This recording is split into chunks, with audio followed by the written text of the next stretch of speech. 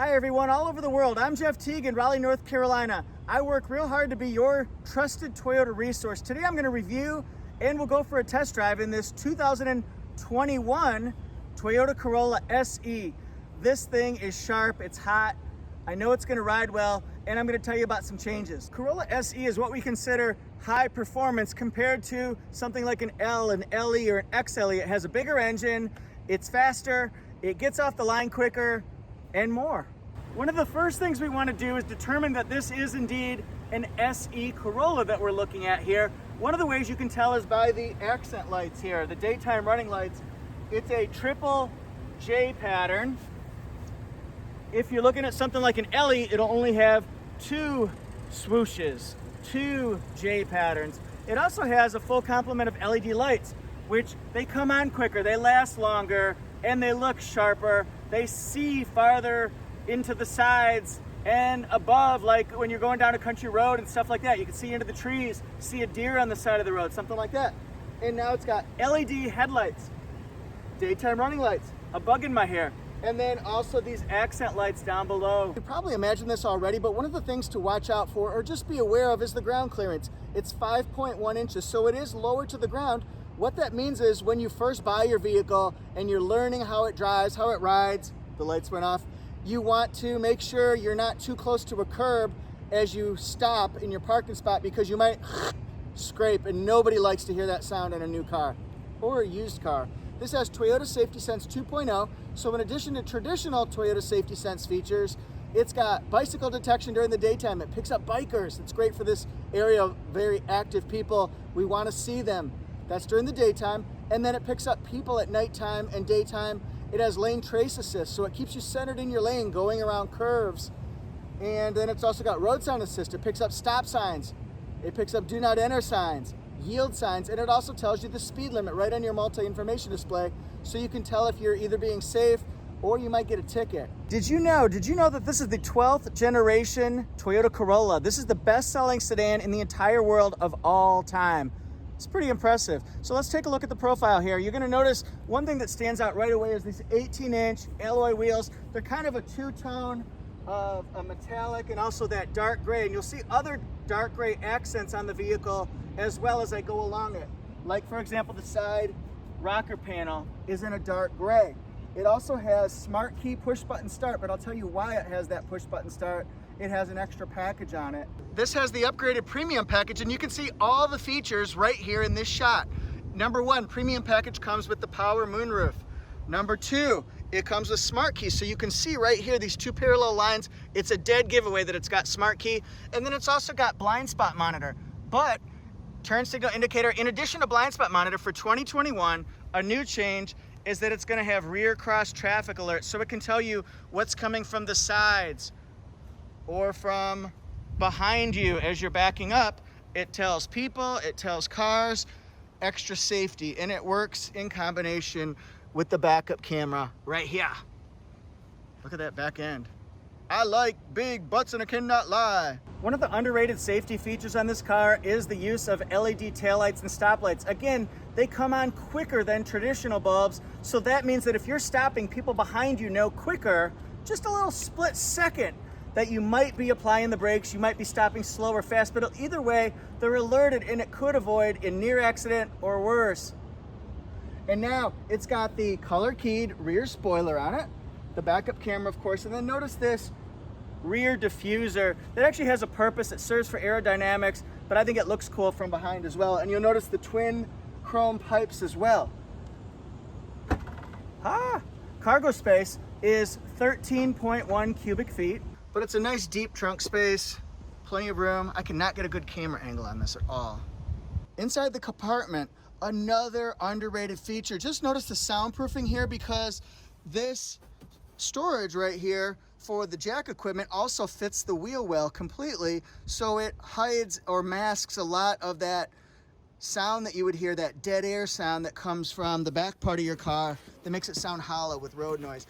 Hollow! And then you've also got a temporary spare as well. When the seats fold down, they fold down flat, although there is an elevated hump, as Buffalo Bill would say. can see it right there, but you can stack things up. I could see an animal sitting up there just fine, maybe a lizard. No, your dog. And then this is what it looks like here, so you can see how it's raised up. Raise the roof, folks, raise the roof. When you pull up to the gas station for the first time, you may wonder how many gallons are in this sucker. Well, it's 13.2 gallons, that's pretty specific, so I guess Toyota knows, and it's been that way forever, at least the last 15 years since I can remember. It's always 13.2, that's an easy stat for me to keep up in the old brain. Now the fuel mileage, that's something we gotta look up here. It gets an average of 34 mpg combined, okay? 31 in the city, and then all the way up on the highway, so road trips, it's gonna be 40 mpg, which is pretty darn good. Let's get in some talk about engine performance, because you're gonna see this is a different engine than the L, the LE, or the XLE. They use a 1.8 liter 4-cylinder engine. The SE, the XSE, they use a 2.0 liter 4-cylinder engine, so the horsepower is gonna be different, and also the torque. For example, L, LE, and XLE, they're gonna be a respectable, for a Corolla, 139 horsepower. This one right here is 169, so 30 more horsepower and 151 foot-pounds of torque.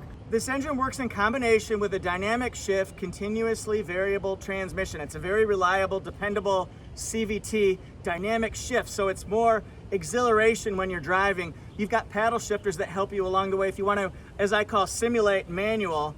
This has a sport tuned suspension, and it's also got a sport driving mode for more responsive acceleration. So when you're trying to get onto the highway fast, trying to pull out into traffic, trying to go up a hill, trying to pass somebody on a 2-lane road in the country, put it in sport mode, see what it does.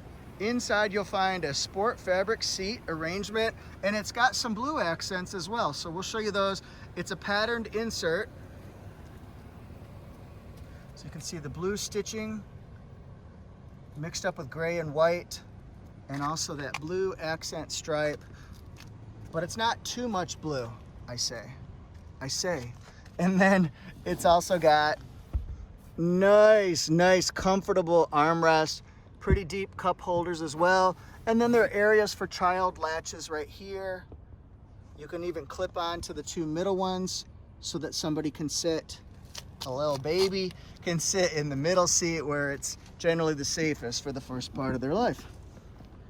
Take a look here, you can see the interior cabin.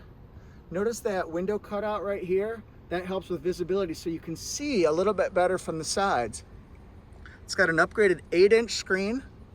You will not find a power driver seat on an SE Corolla if you're looking for one, so sorry in advance.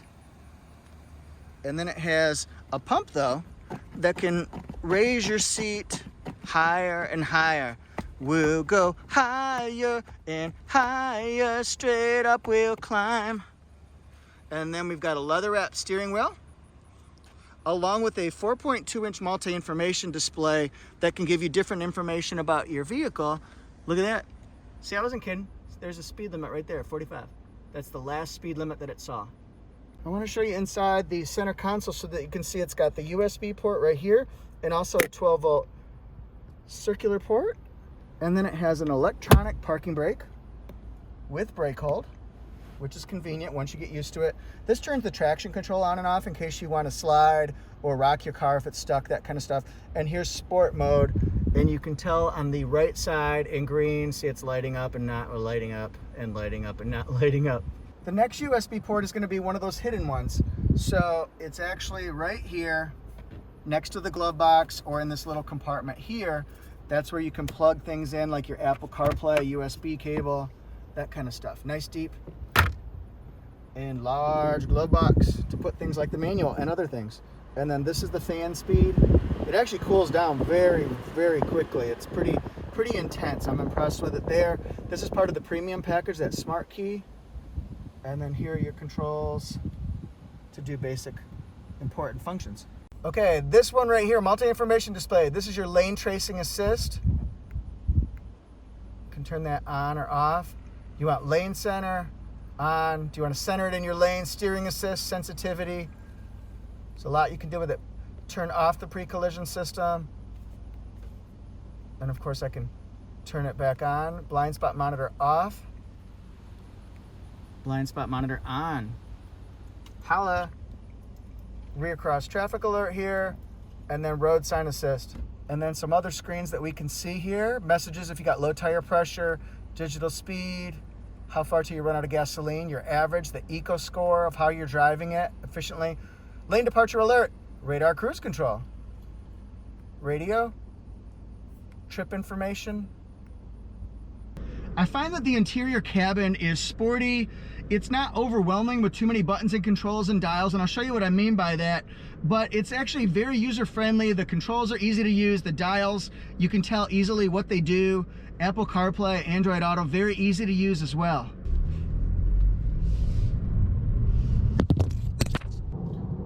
Things I notice initially, very big windshield, so that helps with visibility. Also, I like a lot the visibility out the sides because it's got that cutout window, so it really sees around that pillar. The last speed limit sign it picked up was 35. Let's see if it changes right here. Okay, see that? I hope you can see that. It changed to 45. Now we're gonna go on some twisty turny roads so I can check out this sport suspension for myself and see how it handles some of these winding curves. The Corolla features active cornering assist also, so if you ever misjudge a curve and you go too fast around it, sometimes the tendency is to understeer, to not hit that the right way as aggressively as you need to because you're going too fast. So what it does is it applies appropriate braking to the wheels so that you can corner sharper and make that turn successfully. Something hopefully you don't notice very much, but it's there. It's a fun car to drive. Maybe just because I know I'm doing the evaluation a little bit faster than I should, a little bit of an adrenaline rush. Not like I'm driving a Supra or another sports car or something like that, but you know what I mean. This also has a sport driving mode that we could put it in. Might as well put it in sport.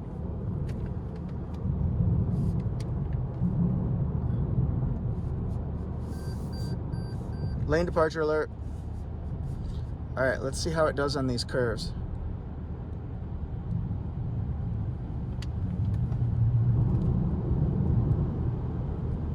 That was nice. That was really nice. I felt totally in control of it, so that was important to use as a test. It hugs the corners very well. I noticed just a little bit of road noise, and I don't know if that's associated more with the engine or the road itself. There is a little bit of noise. It's not that bad, so it's not anything where I wouldn't buy the car because of it. It's just something to note. I find that the seat is very comfortable. It hugs around me and has good lumbar support. Even though it doesn't have lumbar controls, my back feels like it's stabilized. This would be just a fine road trip vehicle, I think. And then you can raise your seat, you can move it higher. That's a little too much for me, but I can raise my seat so that I'm sitting up higher. Yeah, I like that. Go around some turns. Woo-hoo-hoo-hoo! Yeah, baby. I have it in sport mode going up a hill, so you do hear the engine noise. But it goes up a hill just fine. The turning circle or turning radius on this car is 35.6 feet, so it turns pretty tight. And I'll show you this. Can go back the other way. It'll help you when you're going on, let's say, a U-turn or at a traffic light when you're going left, that kind of stuff. Name the movie. Shampoo is better. It goes on first and keeps the hair clean. Conditioner is better. It leaves the hair silky and smooth. Oh, really, fool? Name the movie. Gonna try out the blind spot monitor. There's somebody in my blind spot. And there they are. So we know that works. Now if I go outside of my lane, it'll beep at me and then guide me slowly and gently back into my lane. Oh, here's a RAV4. See if they show up. Blind spot. Blind spot in the house. And as I pull into this spot, I want to show you brake hold. It says the hold system is active. You have to push it every single time. So now when I stop, it's in hold and I can take my foot off the brake and it's going to hold it in place for 3 minutes. And also here's the energy monitor. So you want to see how you're doing for MPG. The goal is to get the current above the average. So slow acceleration, long, slow deceleration into stoplights would help. Try not to go too much more than say 75 or so. Just keep it reasonable. Nice, steady, consistent speeds. Those things will all help you get the best gas mileage possible.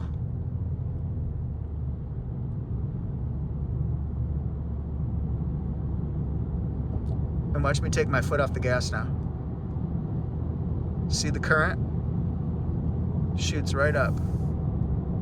Hard to leave it there though when I've got traffic going. So see, a long, slow deceleration will help your gas mileage.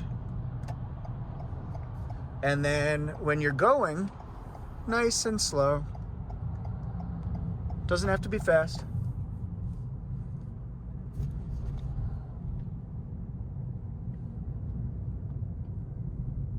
Fred Anderson Toyota. This building is much, much bigger than it looks on camera. It's huge. Apple CarPlay. This gives you several applications that you would get right off your phone, and it gives you information easily so it's less distracting as if you're having that temptation to reach for your phone, which you shouldn't. But the home screen will show you Apple CarPlay is initialized. Did I just say that? Here are some of the basic applications like your music, your maps, messages. It tells you what song's playing on right now. I would show you mine, but it doesn't have anything on there. And then it's also got a second screen. I've added Zoom, Waze, SiriusXM, Google Maps. Those are all big ones for me. And then here it shows you the last 3 applications that you've used on your phone. Can also change it. Oh yeah, I was listening to Howard Stern. I really appreciate all the comments I get. Somebody called and told me they really appreciate me putting window stickers at the end of my videos so they can learn more on their own, which is really nice to hear. Of course, somebody also wrote a comment on my YouTube that said they'd like to punch me in the face when they first saw my video. So yeah, here's the gas mileage here, 40, 31. Here's some of the options that you can add. You see it has Audio Plus. This adds really the connected services to the vehicle. It's an 8-inch screen, but it was already. So you can add in Safety Connect, Remote Connect, which is huge, Wi-Fi Connect. You can keep Wi-Fi hotspot in your car. I love it. And then this premium package, that's a big one. Blind spot monitor with the rear cross traffic alert, smart key, and moonroof. I was stalling because I couldn't remember what I was saying. $22,200 is the factory MSRP. We deliver it to the dealers, $955. So that makes it $25,400 after those features. It adds floor mats in, $329. And then this one is $25,824. Thank you guys so much for watching. I really appreciate you all. I hope you all have a great weekend, safe and fun with your families. What do you think of Corolla SE? What do you think of it in super white? I just bought my daughter one, an LE in super white, and she absolutely loves it. Did you know that subscriber count, of course it's important, it's a badge of honor, but 96% of all the views I get on my channel every day, every week, every month, they come from non-subscribers. So it's real important that I reach subscribers and also non-subscribers. But that badge of honor, it sure would help if you hit subscribe right now. I appreciate you joining the channel community. It's a forum, a community, a grouping of people all over the world who share a love of Toyota or want to learn more about it or learn about their cars that they own. So please subscribe, leave your comments and opinions. It's always welcome, even if it's bad about me. I hope it's not. Some guy said yesterday that at first he wanted to punch me in the face in a video, but then by the end, I guess I was okay. So anyway, I'm on Instagram as well at ToyotaJeff1. I'll be putting pictures of this one up this morning. So go to Instagram at ToyotaJeff1, see what I came up with. See you guys next time.